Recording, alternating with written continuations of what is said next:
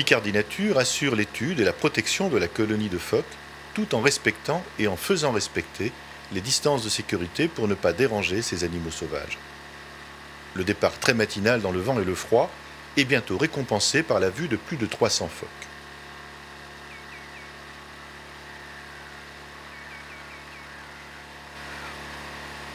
Nos réserves pour Zodiac. Nos réserves, on écoute. Est-ce qu'au niveau des kayakistes, il y avait des phoques? Parce que nous, on n'a rien vu. Nous non plus, c'est pour ça qu'on n'est pas intervenu. Ils remontent là. Il y en a deux qui viennent de remonter. Actuellement, on arrive sur une période de sevrage des jeunes. Et donc, pendant les quelques jours qui suivent le sevrage, on observe régulièrement des jeunes qui pleurent, qui appellent pour essayer de retrouver leur mère. Bon, là, on va surveiller celui-ci pour vérifier qu'il s'agit bien d'un jeune émancipé. Ce jeune n'est pas encore émancipé. Ses cris ont attiré sa mère qui est venue le chercher.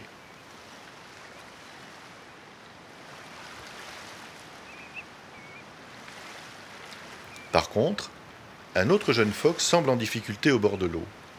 La surveillance à bord du bateau reprend.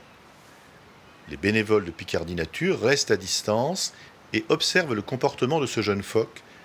Il peut s'agir d'un jeune tout récemment sevré ou d'un jeune prématurément séparé de sa mère. Oui, alors durant cette période d'élevage des jeunes, les femelles vont choisir de se positionner sur des bancs qui leur paraissent sécurisants. Donc ça peut être soit des bancs isolés comme c'est le cas sur celui-ci, ou bien ça peut être aussi des bancs de sable à proximité des autres phoques, mais en gardant quand même un petit peu de distance. Donc elle va profiter de tout ce moment à marée basse pour un certain nombre de jeux interactifs avec son jeune. Il va y avoir des contacts physiques et puis c'est aussi les moments pour l'allaitement. Et ce sont des moments aussi de repos pour l'un comme pour l'autre, puisque avec la marée montante, ils vont devoir bientôt aller à l'eau jusqu'à la prochaine marée descendante.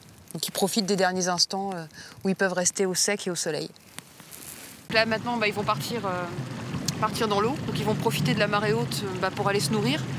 Certains vont partir à plusieurs kilomètres de la baie se nourrir au large, d'autres vont rester ici sur l'estuaire. Ils reviendront lors de la prochaine marée descendante. Dès que les bancs de sable seront émergés, ils reviendront à nouveau se poser et le cycle reprendra entre marée basse et marée haute.